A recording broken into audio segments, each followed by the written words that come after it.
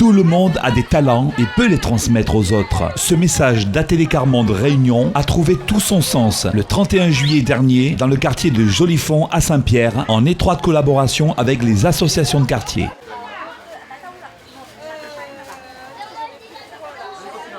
Donc, nous avons décidé de mettre en place un festival du savoir partagé dans la maison de quartier de Jolifond à Saint-Pierre. Comme c'est un quartier un petit peu en difficulté, nous avons voulu être là pour les jeunes et donc de proposer des activités gratuites et ouvertes à tout le monde, enfants, parents, grands-parents. Et donc, nous sommes là pendant 4 jours. Et donc, tous les après-midi de 14h à 17h, nous faisons des activités. Et donc là, on a plantation. Donc tous les enfants, ils dessinent sur notre peau et ils plantent, les autres ramènent notre peau chez eux. Les dessous de plat avec pince à linge, les enfants ils collent, les autres ils peignent et après ils autres ramènent chez eux. Après, pied de sable. Donc sur un carton, les enfants ils collent du sable et après ils écrivent une parole. Donc notre thème c'est être fier de notre quartier. Donc dessus ils écrire que vous aiment de notre quartier et que vous voudraient Néna. Donc là il y a des gens d'Atelier Carmonde et il y a des mamans du quartier aussi. Donc en pâtisserie il y a 2 mamans, en couture il y a 2 mamans du quartier. Sinon nous c'est l'équipe de l'association et d'autres personnes que nous avons rencontrées au fur et à mesure, que nous avons invitées en disant viens faire avec nous 4 jours d'activité bénévolement.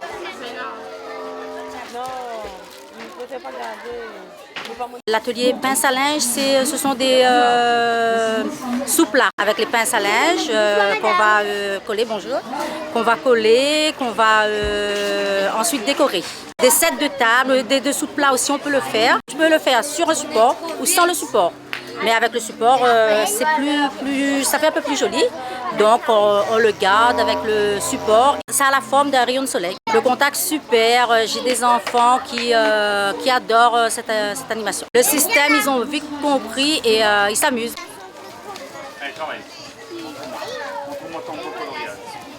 Alors aujourd'hui, pour une journée où je partageais du savoir, je me suis mis à l'atelier dessin parce que j'adore dessiner. Et puis les enfants, ils sont très contents de soit colorier, soit de faire des dessins par eux-mêmes et tout.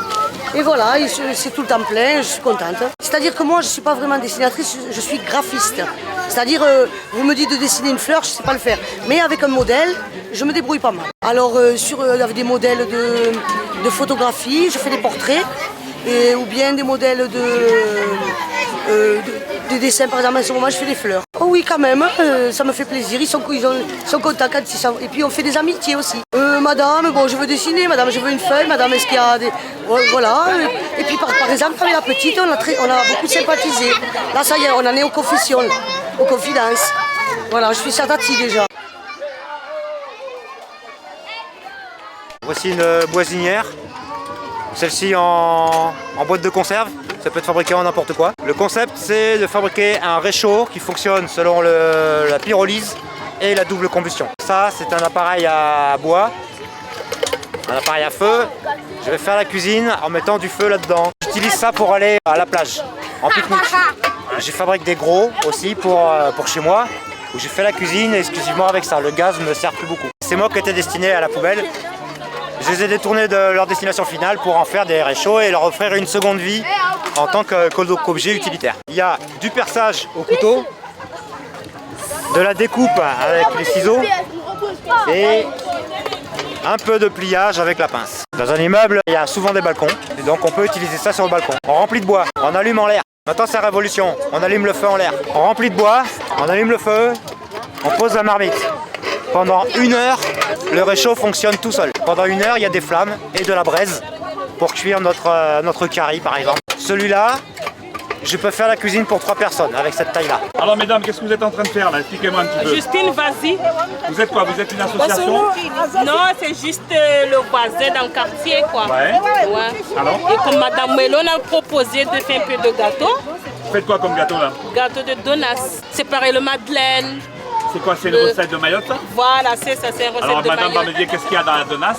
Alors, quantité de combien de personnes? 30 personnes à peu près. Ça c'est un gâteau pour 30 personnes? Oui, ou plus. Hein, parce que ça sort beaucoup, c'est des petits galettes. Nous, on appelle donas. Deux fois, si tu en as envie de le faire chez toi, tu le fais avec tes enfants, tu manges avec tes enfants, ou s'il y a une fête religieuse, tu le fais. Il y a un secret dans cette préparation ou c'est vraiment très facile à réaliser? Non, c'est très facile à réaliser parce qu'il n'y a pas grand-chose. Il n'y a que de la farine, les œufs, Nestlé. Il n'y a pas beaucoup d'ingrédients.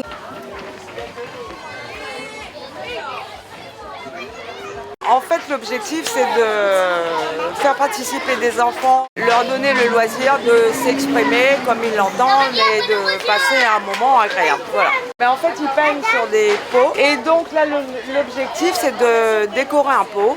Donc, ils le font selon leur goût à eux. Et une fois qu'ils ont fini, ils vont planter une plante. Et donc, en même temps, c'est symbolique parce que les plantes aussi, c'est la vie. Et donc ensuite, ils peuvent la récupérer.